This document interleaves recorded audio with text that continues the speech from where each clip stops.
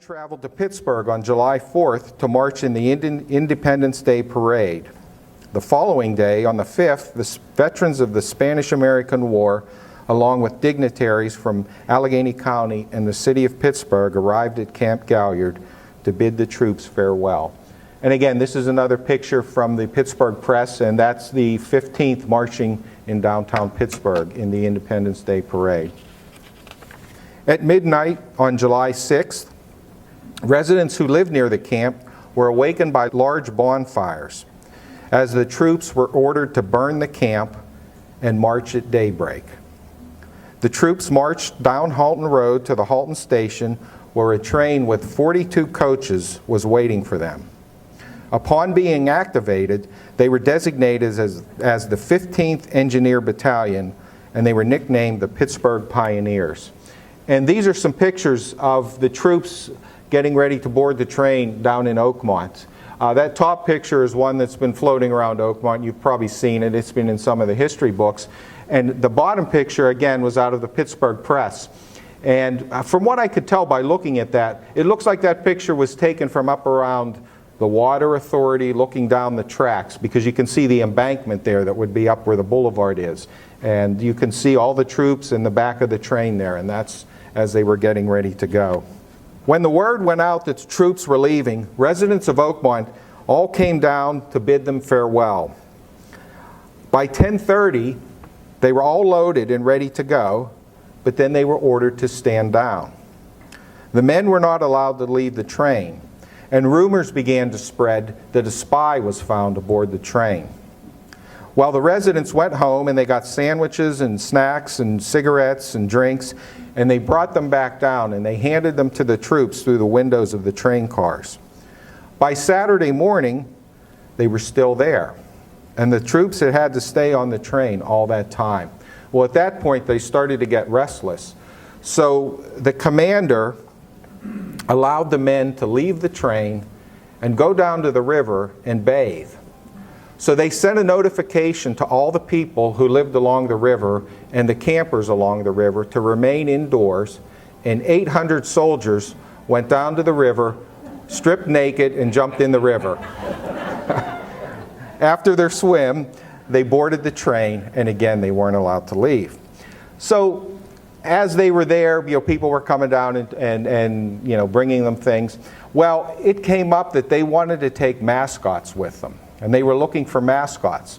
And I found this article, and it's interesting for a couple of reasons, and I just want to read it to you. I don't know if you had a chance to read it, but I just like what this article is all about. It said, the sign was not posted long before a fashionably dressed young woman drove up in an automobile and handed over an English bull pup. The wanted sign was removed, and similar signs quickly appeared on the other coaches. All of the companies soon had mascots. A prominent Oakmont society woman earned herself the relationship of sister to all the engineers through the kindness to the engineers.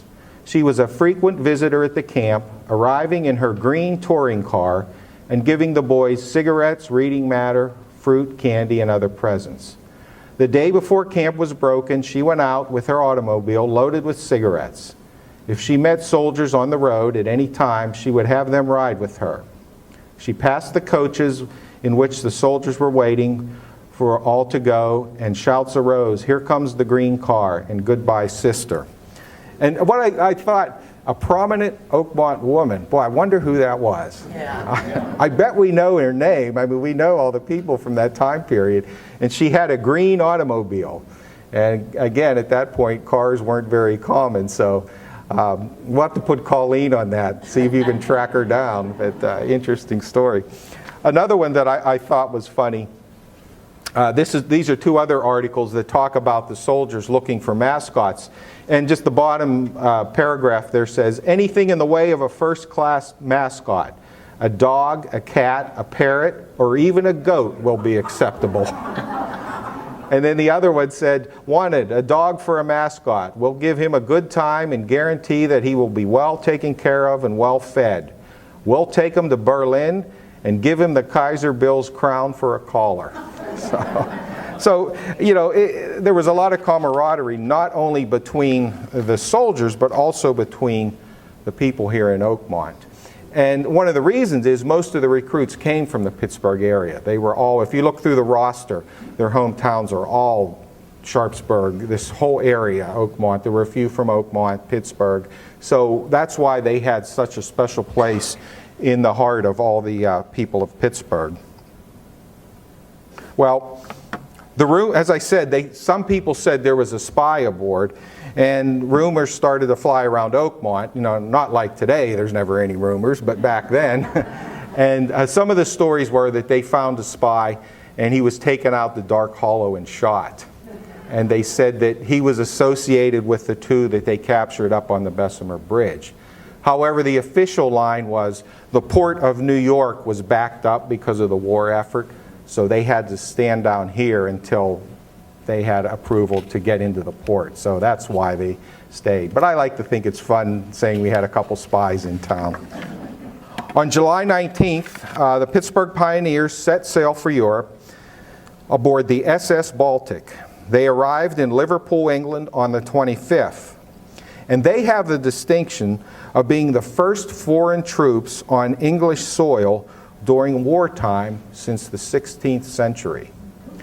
And we have a patch over there, one of their patches. When you're finishing, go over and take a look. We have it framed, and it's their shoulder patch, and it says "First to England" on it. So they do have a distinction of being the first foreign students. After a short stay in England, the 15th arrived in France. They went to work repairing railroads, telephone and telegraph lines, docks, roads, bridges, gun emplacements, and constructing buildings.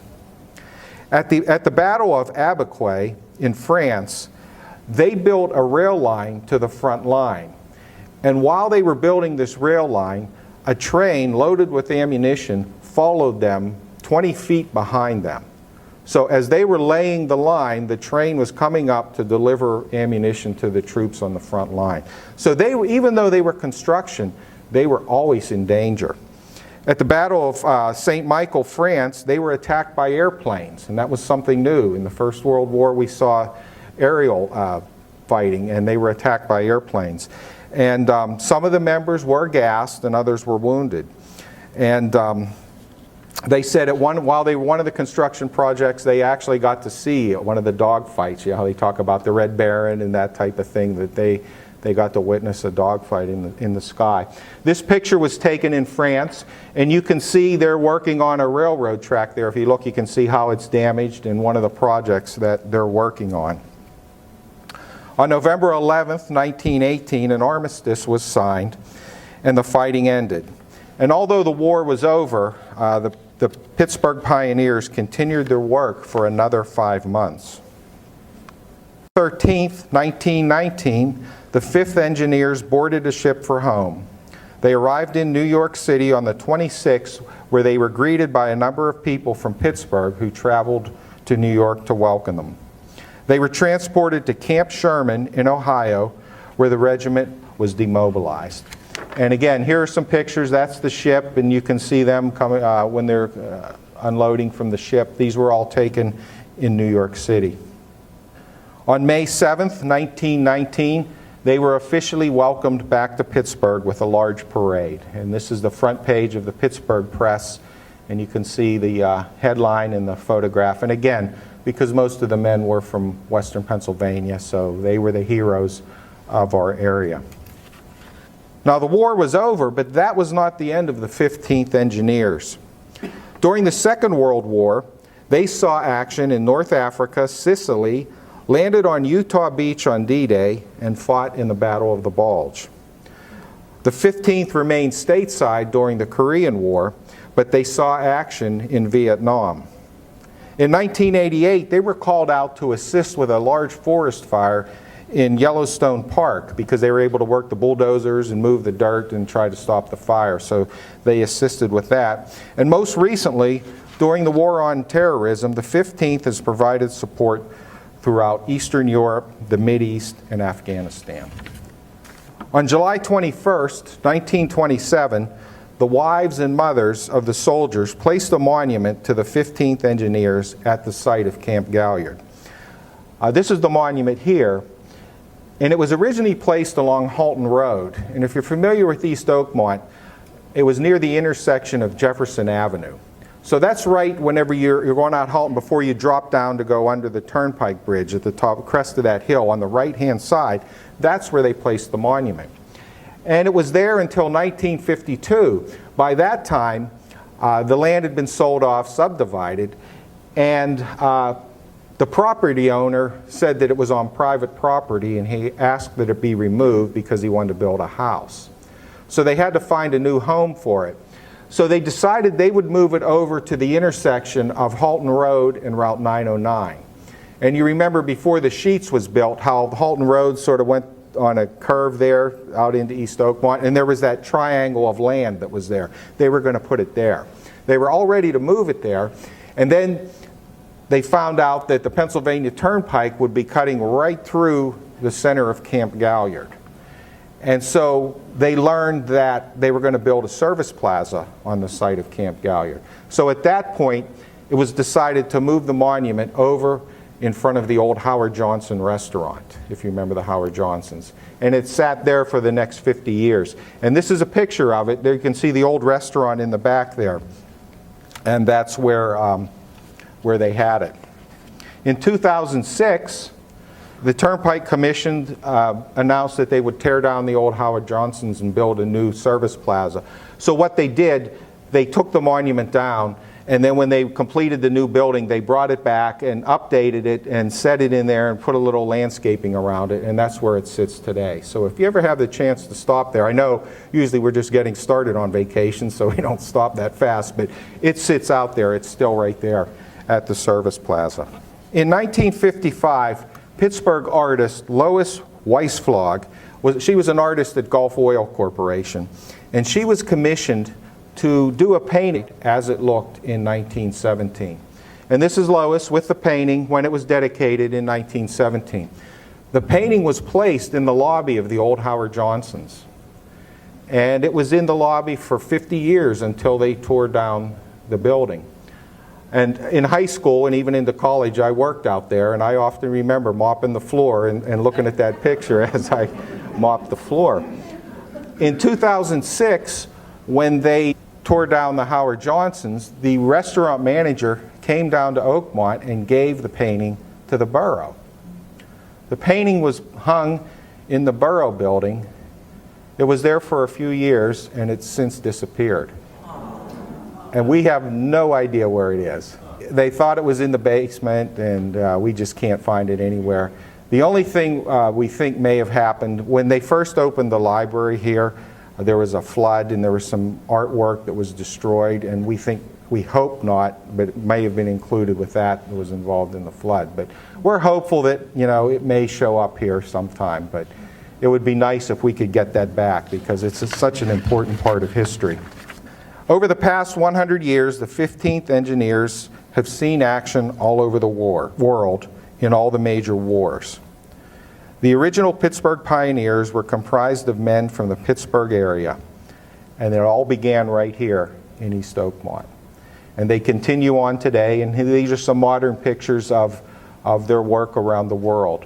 And I think it's a tribute to them that they're still going strong, and even to have something that significant right here in our backyard is where it all started. And a lot of people were never aware that it all started here.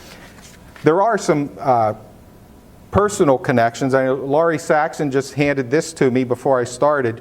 A friend of hers, it was her grandfather. Her grandfather was in the 15th Engineer. And here's a picture of him. And he told stories of being out at Camp Gaillard. And he died in, what year was it? 106 years old. And so he had a lot of fond memories. And so Laurie brought that down to share with us. And also I see Carol's here. Carol Brose. She's a member of the Pyle family, a descendant of the Pyle family. And that was her great-grandfather? That was my grandfather. Grandfather who owned the farm. And So we do. We have a strong connection to Camp Gaillard, and I think it's important that we keep it alive. You know, we want everybody to know what happened here during World War I. Thanks a lot.